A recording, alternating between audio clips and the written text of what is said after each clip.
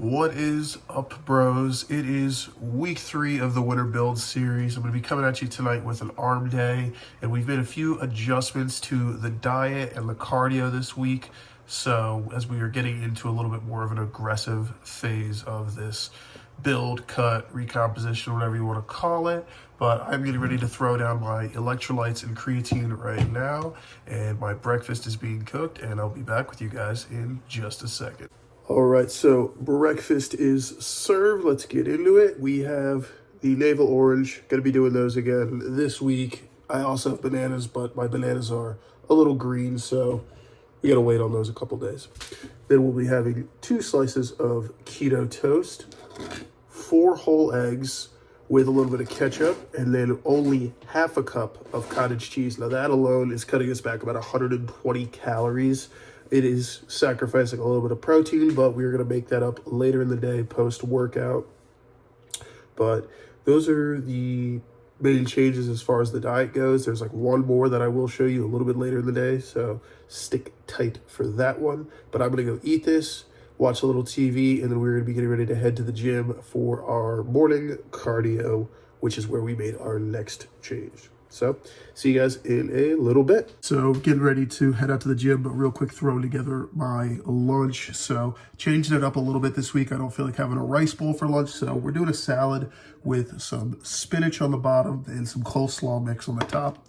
Coleslaw mix is a great volume adder because a whole bag of this is 4.5 servings and it's less than 100 calories. So, great way to pile on some volume into your meals. You can fry it up. You can just put it in a salad. It is amazing. And then topping off the salad with 5 ounces of ground turkey, 85-15. I got it right this time, not 80-20 like ground beef.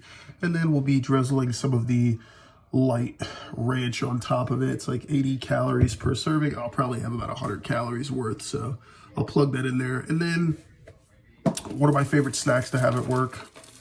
I've had it in my macros and then I just forget to tell you. But I keep like a pack or 2 of raisins. Just a nice little sweet treat. Kind of stops me from going to the vending machine and getting a candy bar or some M&Ms. And I'll also throw down a navel orange. So calories and macros up on the screen. And then I'm going to get ready to head to the gym to do cardio. All right, so we made it to the gym. The thing that changed with the cardio is I'm starting to up the intensity. So instead of doing the bike pretty much 4 days a week, I'm going to be doing the bike 3 days a week and doing the incline treadmill 2 days a week. Incline treadmill on a 12.5 setting of incline with a 3-speed tends to burn around 240 to 250 calories. So a little extra calorie burn throughout the day. Whereas the bike on stage 5, I'm going to go up to stage 6. Stage 6 should burn just under 200 calories. Still a reasonable deficit, but a little extra intensity and a little extra calorie burn goes a long way when you're trying to lose a little bit of weight. So the way I'm looking at it is, like looking at like a graph like this, and this is the amount. So we have the cardio intensity is going to go up and the calories are slowly going to go down. I don't want to go super low on my calories. The lowest I've ever gone in a cut was about 1,500, and I didn't really like it. So the way I'm looking at it now over the next couple of weeks is, this week we're obviously going from about 2,100 to about 1,950, and then next we'll probably go to about 1,850, and then the week before Christmas, the week before Christmas and New Year's, because of the same week this year, is going to be about 1,700. That's the lowest I want to go in this cut. And then when we get into that week of New Year's, I'll be off for a couple days, so it'll be kind of nice. But I'm going to go into a little bit of a refeed back up to 2,000, or just about where I'd like to be for maintenance going into the new year. And we'll see where we're at from there, because after that I only have a couple weeks left of the winter build. So we'll probably go back down a little bit and see what we can get out of this, see how cut we can get before the running season starts. So I'm going to go to the gym, get my 30 minutes of cardio in. Hopefully you guys are doing your daily cardio too, because it is insanely beneficial for you. So I'm going to go in there, get on the bike, get my 30 minutes in, and then we're going to head over to work. Was walking into the gym and I found somebody disposed of their pre-workout. Honestly, it's a solid pre-workout when you really think about it. It's a solid amount of carbs. It'll get yourself a good pump.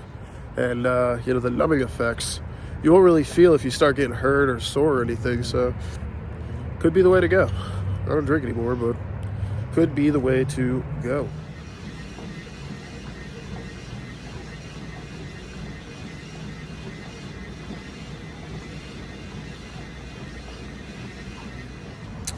All right, 30 minutes of cardio complete, 7.5 miles. It was 210 calories burned.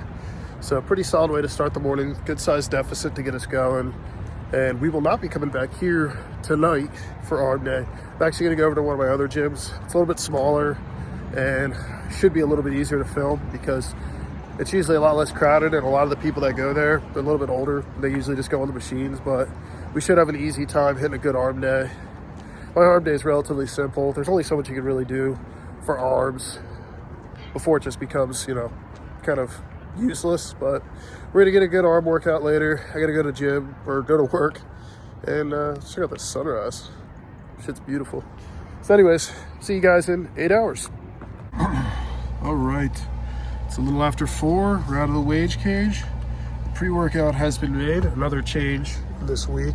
We are now using BPN's Flight Strawberry Kiwi, which I gotta say, shout out their flavor house. They did a fantastic job because I usually hate strawberry kiwi, but this one's pretty damn good. Then, of course, a nice little scoop of L-citrulline for a little extra pump blood flow. But we got a bit of a drive today to my other gym. It's like 10 minutes. So talk a little bit in the car. See you in a few. On our way to the other gym, figure I'll give you guys a little bit of an explanation as to why we decided to cut the calories so early. So for the past, I want to say 3 weeks, including the week prior to the marathon, my weight's just kind of stagnated. It hasn't gone up by much. It hasn't gone down by much. It's just kind of gone sideways.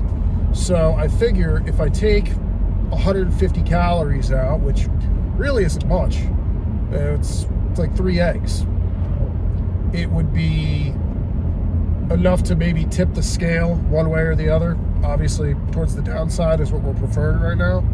And just accelerate a little bit of the fat burn. And so far today, it didn't go bad. I did get a random craving for a Wendy's cheeseburger, though. And obviously, I fought it because I didn't go to Wendy's.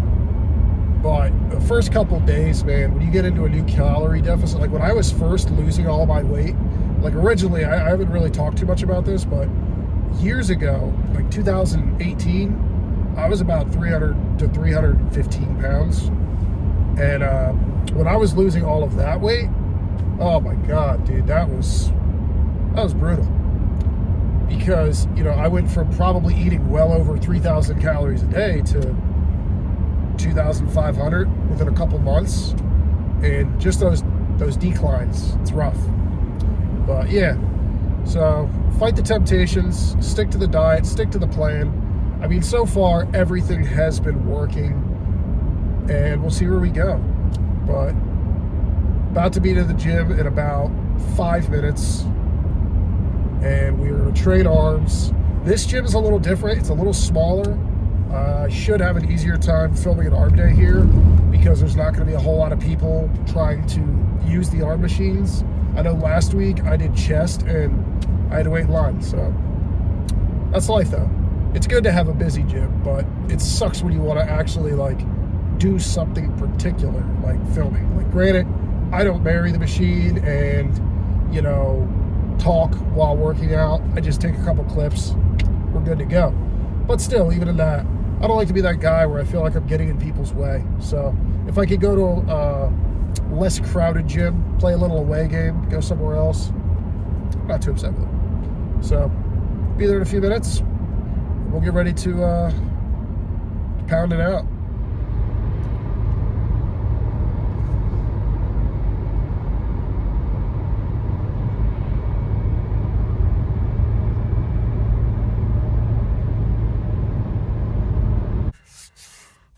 Well, that about does it, ladies and gentlemen.